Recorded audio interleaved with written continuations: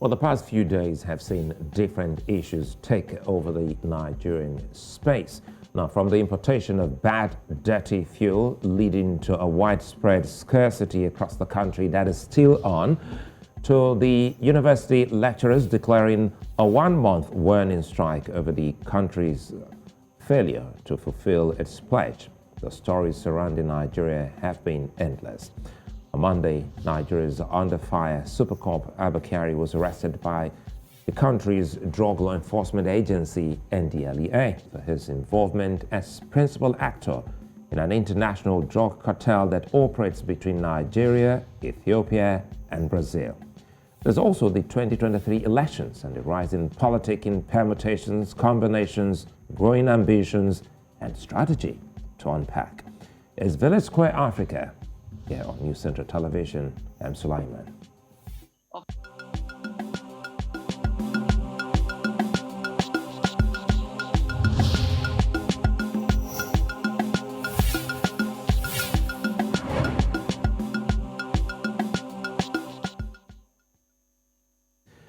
The NNPC has accused 4 companies of importing bad petrol into Nigeria. The companies are Oando, Emadeb, Britannia U, and MRS, but they've all denied these accusations and provided proof. Shockingly, there is a general belief amongst marketers that NNPC's arm, Duke Oil, may be the company which masterminded the importation of bad petrol from Antwerp in Belgium. This development has led to increased fuel scarcity and profiteering by petrol stations. The queues have been endless in filling stations as the growth of black markets also increased, typical of such situations. Now, just as Nigerians struggled with that, the Academic Staff Union of Universities announced its strike over the failure of the Nigerian government to fulfill its pledge. Despite ASUU's 3 weeks ultimatum to the Nigerian government to settle its demands, there was no reaction, and Nigerian students will stay out of class again for another month. Incessant strike actions have led many students to seek other options outside formal education as Nigeria's educational system increasingly deteriorates. And the Super Cop, former head of the intelligence response team of the Inspector General of Police, Abba Kyari, was caught in yet another scandal, this time as a prime actor in a drug deal.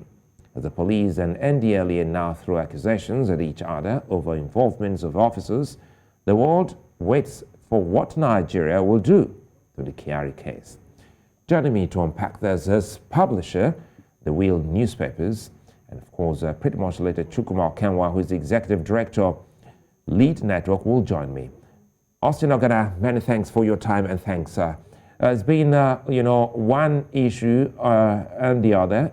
As a journalist, I know these are times just when the country is focusing on the elections. These other stories are unfolding. Now, names have been mentioned, but deniers have followed, and fingers point to Duke Oil, which is an arm of the NNPC. Now, let us in on your thinking of what's happening at the moment in Nigeria. Thank you again for letting me share my views on the show. Always a pleasure. You see, I have always been against the current fuel subsidy regime. This is a scam that unfortunately has received the seal of approval from the federal government.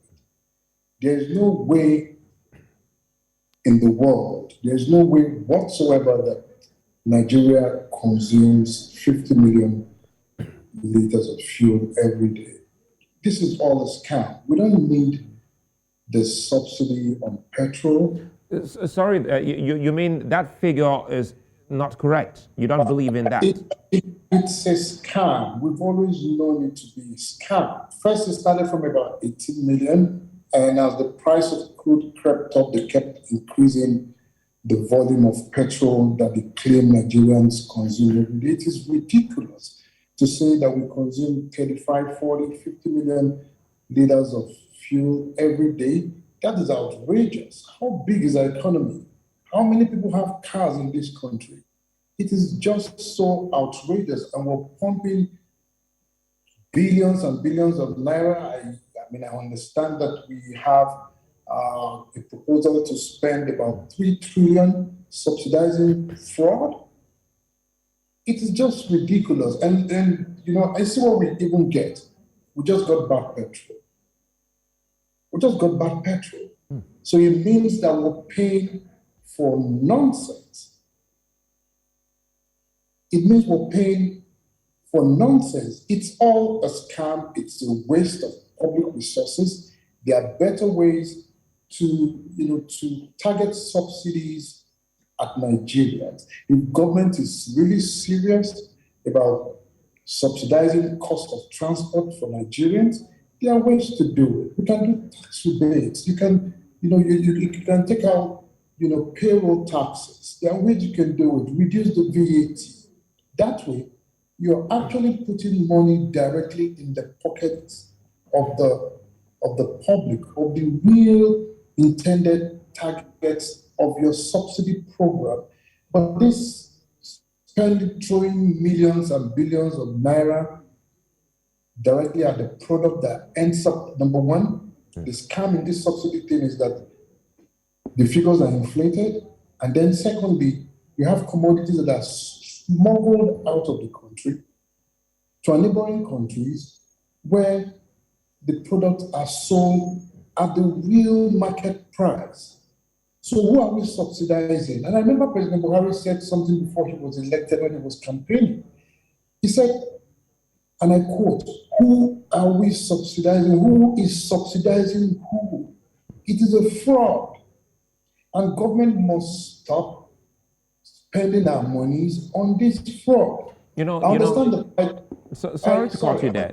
Sorry to cut you there because no, I understand the point. Yes. You went on to say, okay, that is why one of the reasons now Nigeria has, you know, gone to import bad petrol. It takes us back to the refineries the country has. 4 of them, and none is working optimally at the moment. Yet the country imports fuel to the tune of billions of naira. Well, what exactly is the problem with the country from your assessment? You see, it all boils down to the failure of leadership, not just from this administration, but from the previous administration. Look, Alhaji Aliko Dangote is building a 650,000 liters per day capacity refinery. And it's taken him about 4 to 5 years to make this happen. Nigeria has been turning around our refineries for more than 2 decades. We've been hearing, oh, TAM, turnaround maintenance. It happened under IBB, it happened under Abacha, happened under Shuleko, happened under Obasanjo, happened under Yar'Adua, Jonathan, and presently President Buhari.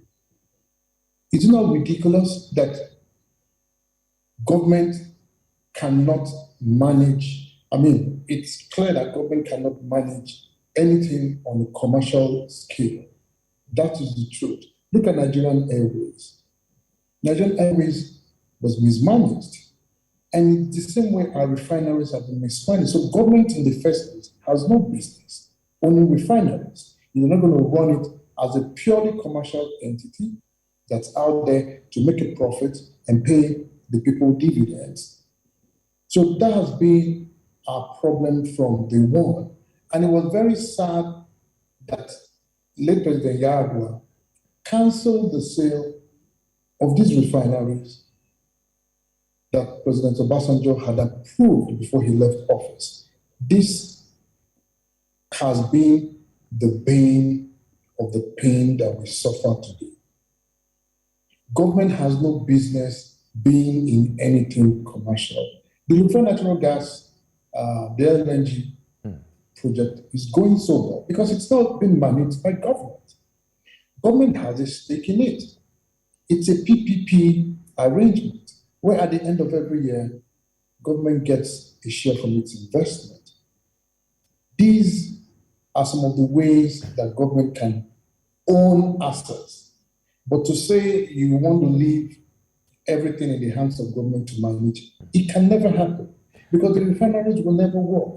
As it stands now, still around the refineries, many would have thought the question of how this got into the country without the agencies, stopping that from getting to the final consumer. Nobody may be held culpable since it's been going back and forth. How can Nigeria grow past here? No one has been so sanctioned. Yeah, you see, it still boils down to the inefficiencies of government. It just shows you that when we joke, it just shows you that our regulators are not doing what they are meant to do because they're all complicit in the scam. You said something. How did we manage to allow this quality of petrol that is below our spec into the country? The NNPC technically is the sole importer of petrol into the country because of the subsidy regime.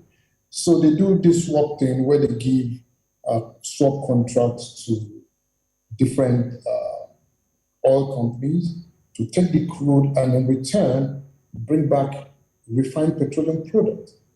Now, if the agencies in charge of making sure that the quality of petrol that is delivered to NNPC, delivered for Nigerian use, if these agencies are not doing their jobs, then it just shows you that it is indeed all a scam. And guess what? Nobody is taking responsibility for this. The buck stops at NNPC still.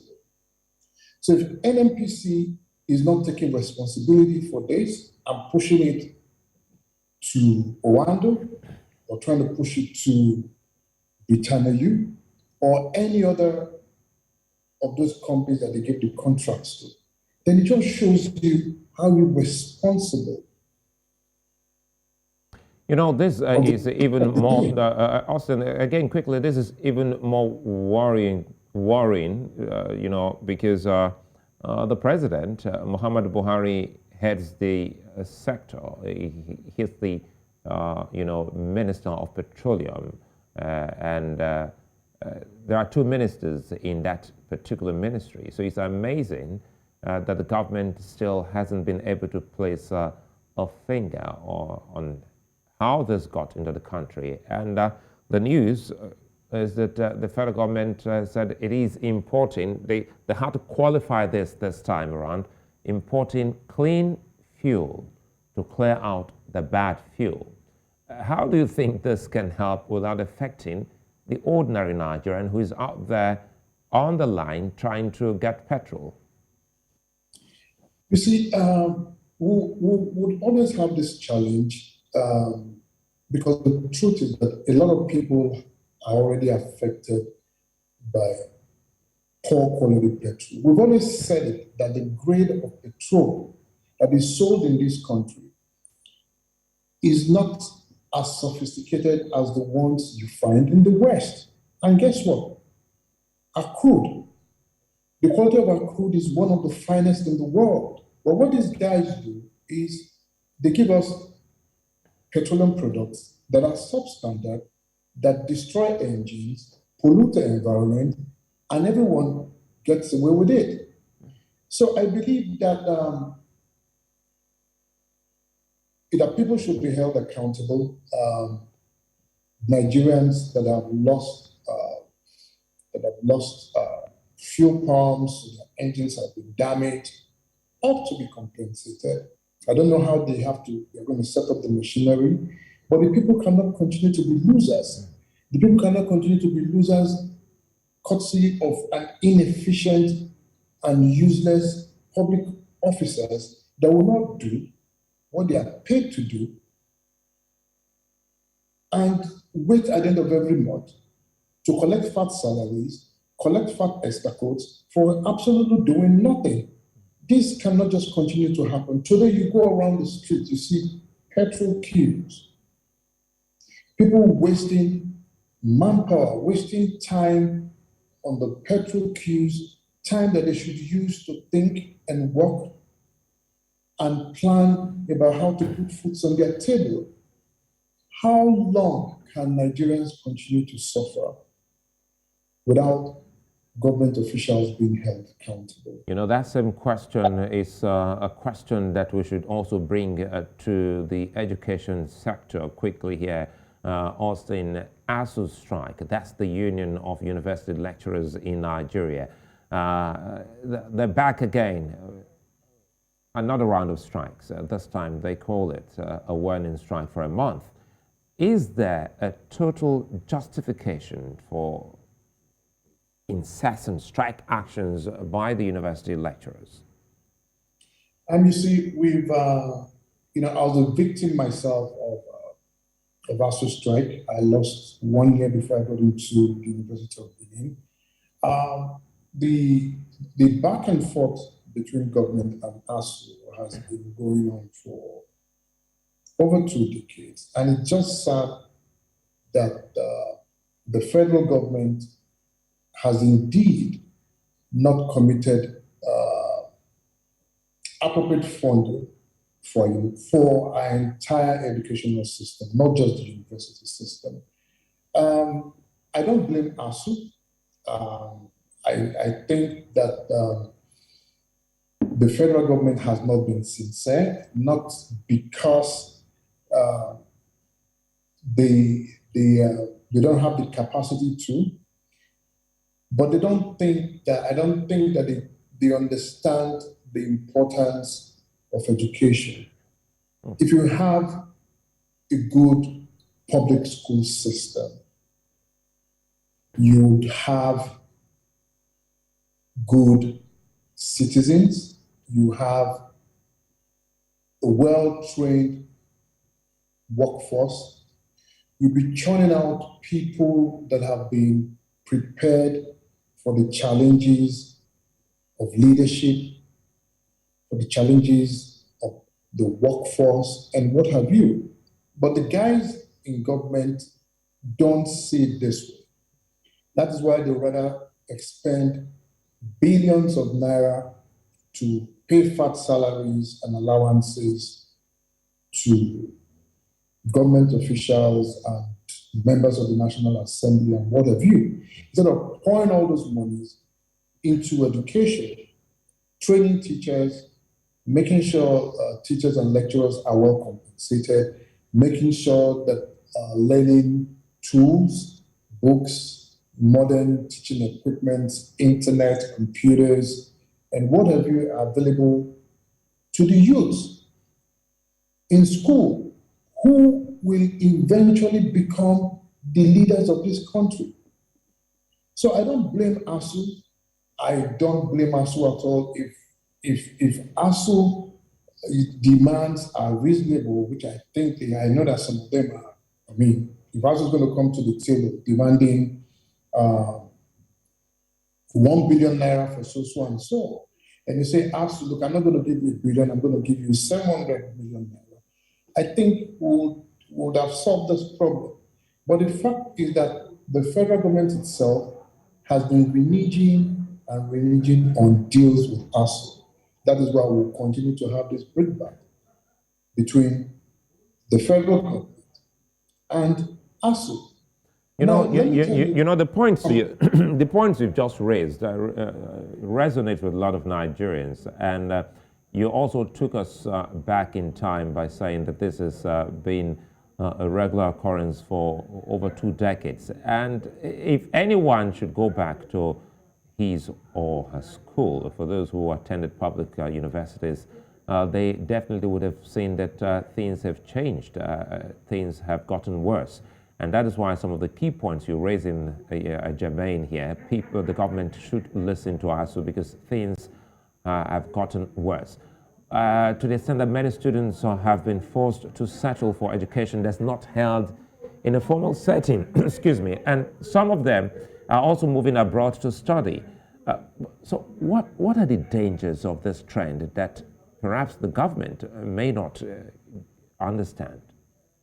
But we're already seeing the dangers. We're already seeing the migration of our best, our best students are going abroad.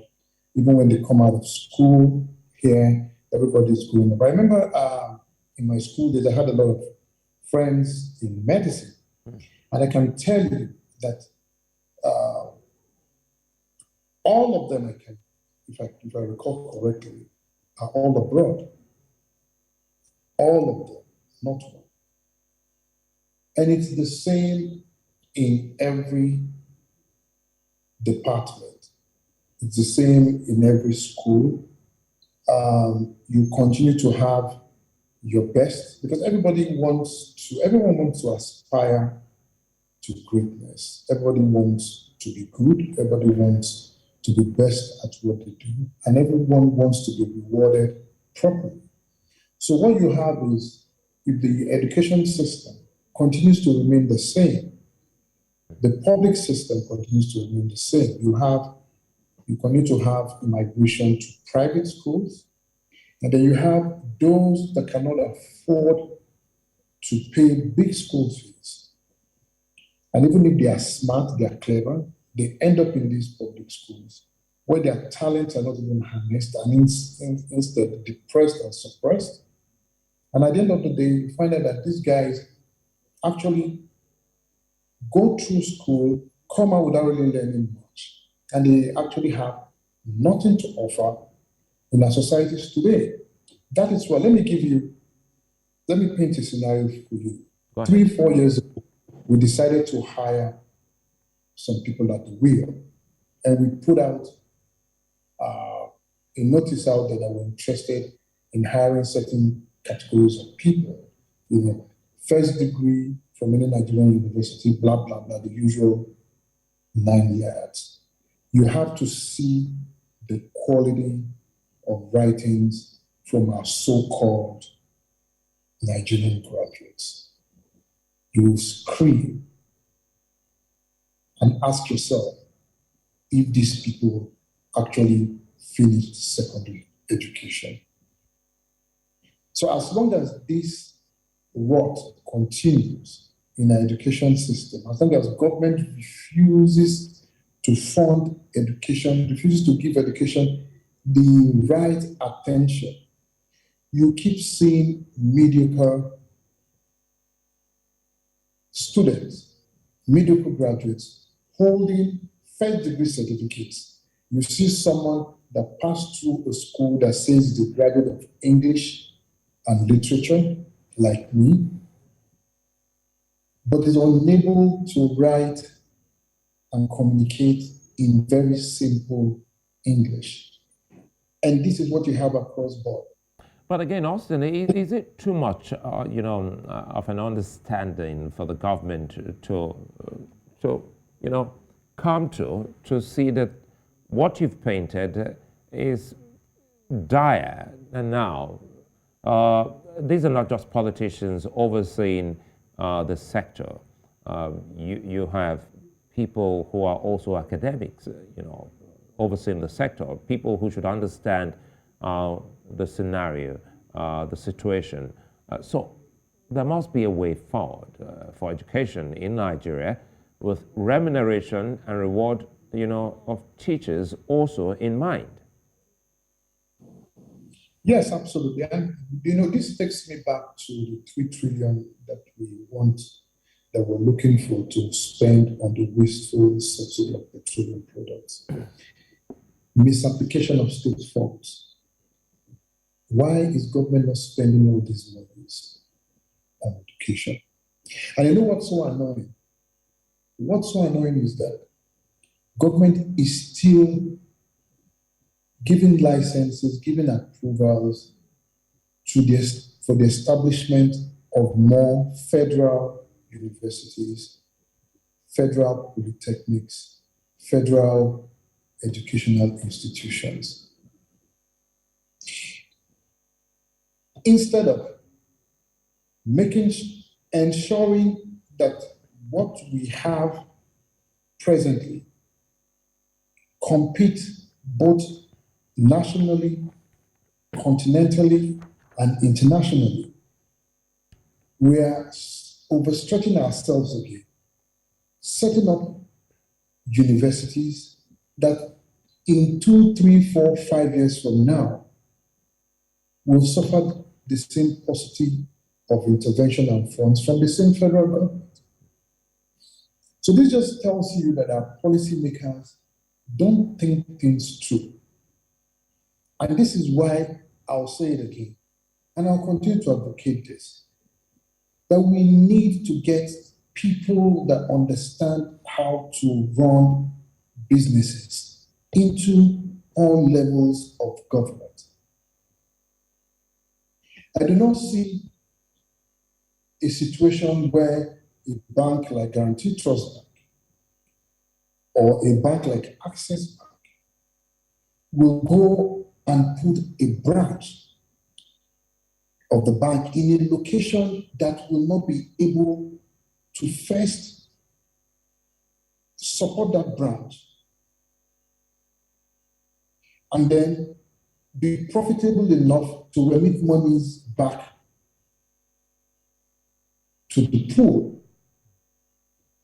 So if you have people with this kind of thought and ideology drawing up our policies, you will not have mistakes like this that are being made by these jokers that are currently occupying sensitive positions in public service and that are drawing up and taking these kind of decisions that are costing Nigerians not only money, but also helping to destroy and damage the fabric of society. Because for any quack doctor that you churn out and give license to practice, you're putting lives of Nigerians at risk that come before that doctor. Well, we'll take a moment. Sorry to cut you there. We'll take a moment. When we come back, Austyn, we'll be digging deep into the political space in Nigeria, who's running, who's not running, those being asked to run, and of course the big one, which is still very much there, trending, Abba Kyari versus the NDLEA. That's when we return. Stay with us.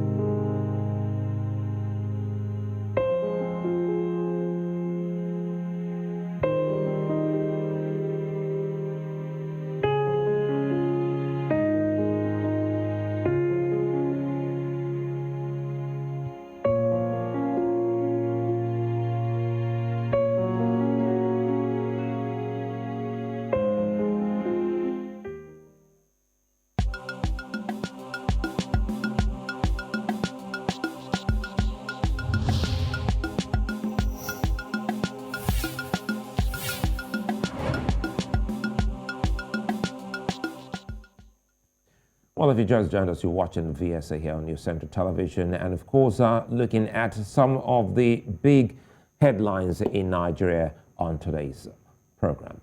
The 2023 election is gaining momentum, and there are new and interesting updates emerging.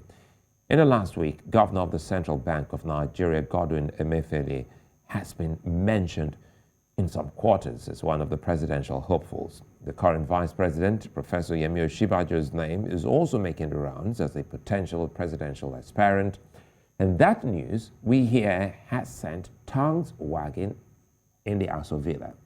With Osun State governorship election serving as a dress rehearsal for the 2023 election, eyes are rolling as Rauf Aregbesola, former governor of the state and Nigeria's current Minister of Interior, is throwing mudslingers at his former boss and presidential hopeful, Bola Ahmed Tinubu. Interesting times are indeed ahead. Austyn Ogannah, publisher of The Wheel, still with me to unpack some of these big headlines in Nigeria. Now, Austyn, what do you think of the possible involvement of the CBN governor, Emefiele, in the race to become president? He's just spoken that, look, he's not going to lose focus because it looks as if the calls are getting louder by the day. Yes, absolutely. The events of last week have shown that Nigerians and indeed people in the private sector have been listening to me. I've been on your show once or twice where I spoke about private sector participation in politics, where I advocated for people in the private sector to run for office, run for local government chairman, run to be governors, and run to be president. And it's very encouraging that we're seeing, hearing that Emefiele is being pushed to run, but he's come out to deny that he's indeed interested. But let's just see how things go. But this is positive because I know that in fact, something you and me were talking some days ago, and it's actually on our cover, the current edition of The Wheel, where we highlighted that it's never happened before, where bigwigs of the PDP and the APC and bigwigs in the private sector have actually sat down. Their last engagement was about last week, not last week, upper week, where they actually sat down to discuss Nigeria's future, discuss how to fix our current insecurity, discuss how to continue to help the economy improve, and also how to have credible elections in 2023. And I'm also aware that discussions were also around making sure that we have, the right candidates, across the two main political parties, so that Nigerians have a choice in choosing between two fantastic candidates. So but it's good that we're seeing Austyn, quickly, I jump in here again. That's unprecedented, having people from the ruling party and the opposition coming together to, get a candidate that may be the rescuer of, Nigeria's dwindling fortunes. Do you think technocrats hold better promise than the current crop of politicians Nigerians have? Oh, absolutely. And look, we've tried the military in this country. We watched them rule. We watched them transmute from their uniforms to civilian garbs and rule. With former presidents Obasanjo and current Senate President Muhammadu Buhari, we've seen what they can do. We've also seen what politicians can do, the likes of the late former President Shehu Shagari and Umaru Yar'Adua. Yes, so we've seen what they can do, But the private sector, that where we've had years of testimony, to how they've turned around, startups to behemoths.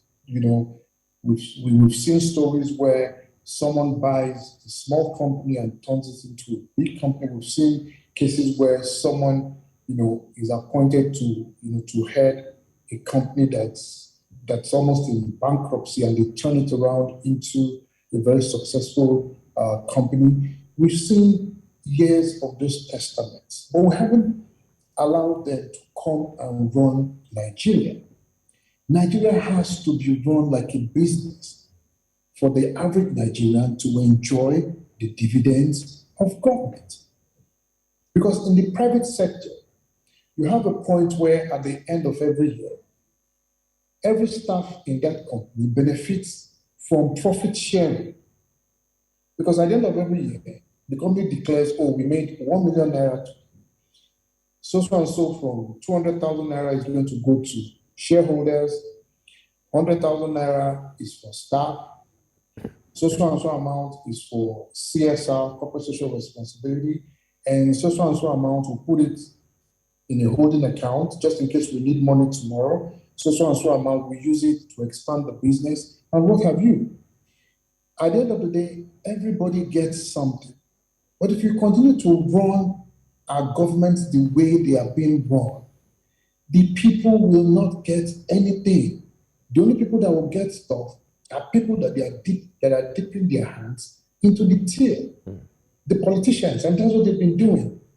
And the corrupt officials that are in civil service and public service, they'll keep stealing from the people, and the people will not benefit anything. But when you have competent hands running government like a quasi-business, the people will benefit at the end of the day, because for every decision that is taken in the interest of the people, it would have been well thought out and obviously well executed, and the people will benefit.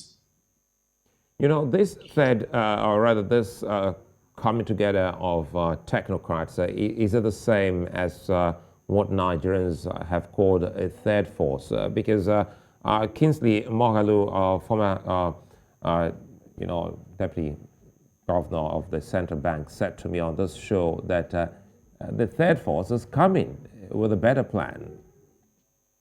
This, to me, is the third force. This is the alternative. Look, there's no way, and I'm saying this authoritatively, Nigeria is not going to have a third strong political party, not in this round of elections. It's just to put. Elections are exactly a year from now. Where's the money going to come from? It costs a lot of money to put structures together. It takes a lot of time to bring people with ideas together. Where are these people going to come from? Who is going to fund it? How will they agree to share power? So there's no time. If you look at the way the APC was formed, it took processes. You had a core group of major opposition people coming together that were eventually crystallized by the breakaway faction of the PDP. Now, if I'm getting you right, now you're talking about the APC, some other big names which I mentioned earlier, the national, leader of the party, Bola Tinubu, he's already told the world he's running. Going by your analysis, it doesn't, fit into Bola Tinubu or and Oshibajo, presidency. You see, it's already happened and unraveling before us. I remember when we first wrote this a while ago, people thought we were speculating. It is clear today that all is not well between Bola Ahmed Tinubu and Vice President Yemi Osinbajo. It's obvious that both of them have been cancelled each other. And I believe that this is why the ruling political party, the APC, is looking elsewhere, to get, to see if they can find a presidential candidate that deals with a lot of problems. Now, let me tell you what I heard, and this is authoritative.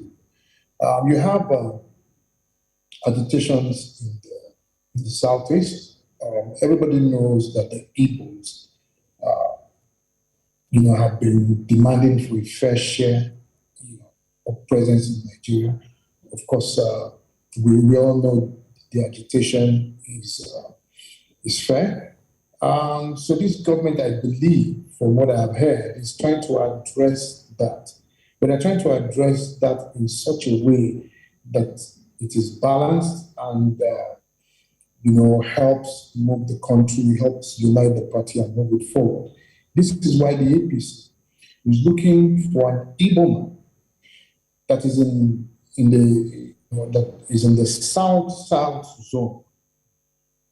And the Igbos in the south zone are in Rivers and Delta State. And this is why, there's a lot of push, around those that are active in this current administration, to join in. And that's why there are calls for Mayfield to join in, because with what is done at the central bank, using the central bank as the fantastic intervention tool that is doing way more than the fiscal side of the government. The central bank is mainly supposed to be a monetary policy tool, making sure we're checking inflation, making sure that the naira is strong and all that. But because the fiscal side of government is struggling. Let me jump in here quickly. Now, you said this is authoritative. Now, you've given us two big stories here. Two political parties coming together to get a consensus candidate who they have termed a technocrat. And now, looking at what's happening, is there a sense of where this candidate, under which party this candidate will be running? Like I said, there are two main political parties in this country. There's not going to be a third political party. That is a dream. It's not going to happen. It is unrealistic. Not at this time. They don't have the money. Those that have the money are in the two will run on the platform of the PDP and the APC. That is clear. They won't have any other surprises. That's what's going to be. And whoever is going to emerge president of Nigeria will emerge from the PDP or the APC. That is also clear. Now, what will determine what happens is the quality of candidates that these two political parties put forward. Because what is also clear is that the next round of elections is not going to be about PDP or APC. It's going to be about the candidates. Nigerians now know that there's no difference between the APC and the PDP. The last time I checked, what's his name? The Cross River State Governor, Benayade, was a staunch member of the PDP, but he's crossed to the APC. The parties have no ideology. They have no ideology. It's just a platform where people run on elections. So Nigerians understand that. So whoever is going to win the next election is the party that gives Nigerians that manager that can manage resources, that manager that has a proven track record from where they are coming. Let's leave politics for a bit and see if we can run through this before we go. I'm trying to play catch up here now. Abba Kyari, that's a big one and a case that will interest any journalist like yourself. Do you think first, were you surprised when that news broke that he's been declared by the NDLEA? You see, nothing surprises me in this country anymore because things are so bad in the country. The way we're going, there's no accountability anymore. People don't see any reason why they should serve in public service and not reward themselves. People are not being held accountable.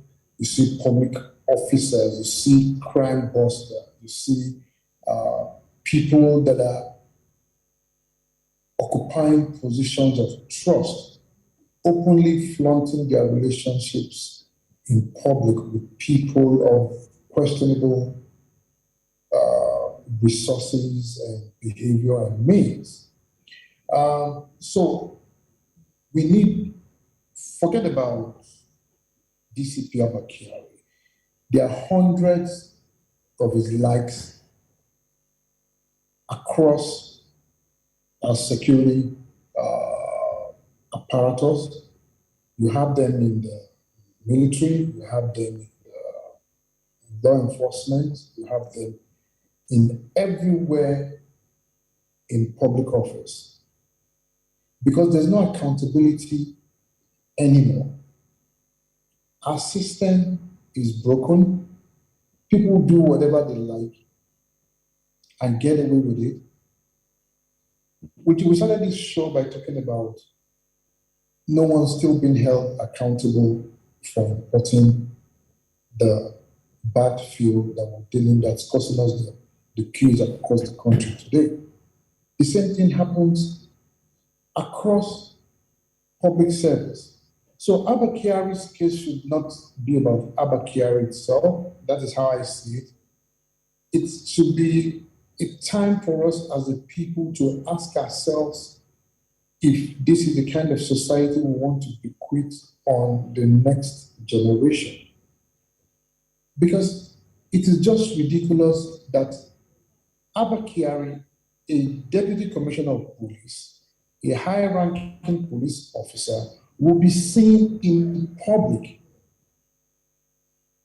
attending functions of people we know that people know that are shady, and they still have the effort to take these photographs and publish it on their personal platforms for Nigerians to see. Is this not the height of recklessness? What else do we want in this country? So until we begin to ask ourselves these fundamental problems, these fundamental questions, and these should start from our homes, because the family, the society mirrors the family. If the family structure is broken, our society will be broken. You have people that are openly encouraging their wards to go out there and steal. You have a society that hails you irrespective of how you made your money. Somebody will go to bed today and you see them next week. Somebody will go to bed today, you see them not being people of wealth, and then you see them a week later flaunting wealth, and nobody wants to know how that person made the money. All society is just interested in is this guy has money or this woman has money. And that is why you have young boys today engaged in rituals for money, which is ridiculous because those things don't happen. Those things don't happen. So we should look beyond Abba Kyari and try to solve the problem by understanding that we have a broken system, a broken family structure, a broken society, weak institutions, and then begin to find ways to fix it. Because how do you fix a broken society, a broken system, and a system where the bulk of Nigerians have lost faith in? Look at the story of Abba Kyari enmeshed in drugs. A lot of Nigerians still think that, this is all made up, for him to evade, extradition to the United States. And that's a big, minus deficit on the part of the government, that the people have lost faith in the government. So in trying to fix the broken system you talked about,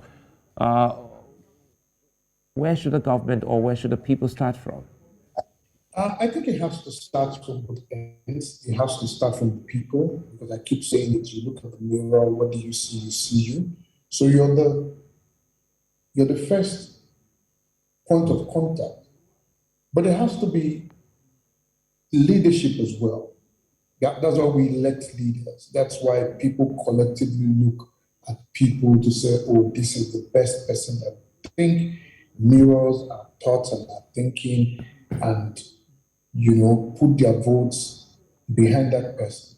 So it has to start from both us as those being there and also leadership. Because I tell you that if we find that leader, Nigerians are yearning so badly for that leader. That's what, that was the driving force behind President Buhari's win in 2015. People say that election was not rigged. In 2015, when President Buhari defeated President Jonathan, Nigerians were tired of a corrupt system. Nigerians were tired of the same thing over and over again. That's why President Buhari was elected in the first place. So if we get that leader, if leadership becomes accountable, if one or two of our leaders, let's even assume that we elect a fantastic president and a fantastic vice president that are willing to damn the consequences and steer the ship of state in the proper direction and are willing to step on toes to do this. To the point that they're even willing to sacrifice their lives in the process so that posterity will judge them positively. Nigerians will line up behind this government, and then you begin to see faith again in the system, where people are held accountable for fleas and crimes, and it will just trickle down. But when you have a leadership that is not paying attention to how to fix the problem, a leadership that is aloof to the issues, people will continue to not have faith in the system and continue to do things. I remember when General Abba was Minister Administrator of Lagos. There were certain things you could not do in Lagos because his leadership then, we all understood the kind of leader that he was. Quickly here, because we're rounding off. Now you just mentioned the general in charge of the law enforcement agency. Is it safe to say General Marwa is no fluke? What Nigerians are saying is the character in the man. Yes, absolutely. You've seen that since General Abba Marwa came back to the NDLEA, we've seen, this is not propaganda, we've seen records. We've seen things that they've done. We've seen arrests and seizures, and I don't want to call it a dedication to duty. I mean, they're just doing what they are out there to do, even if they don't even have all the support that they need. So it still boils down to leadership. One is no Marwa to be someone that is a tough guy, is a tough leader, very charismatic, but knows how to do the work when you allow him to do the work. So what he's doing at the NDLEA is not really surprising to me. So we need more people like this because people are beginning to have faith in the NDLEA. There's no agency. I'm not saying the NDLEA has 100.